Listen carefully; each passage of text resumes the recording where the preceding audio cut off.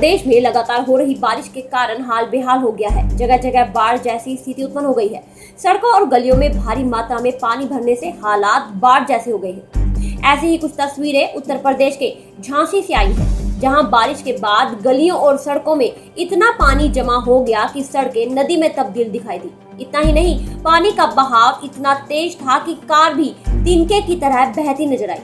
पानी के बहाव के साथ कार का तिनके की तरह बहने का वीडियो सोशल मीडिया पर वायरल हो रहा है। इस वीडियो से अंदाजा लगाया जा सकता है कि जब कार तिनके की तरह बह रही है तो आम जनजीवन पर इस बारिश का क्या प्रभाव पड़ा होगा।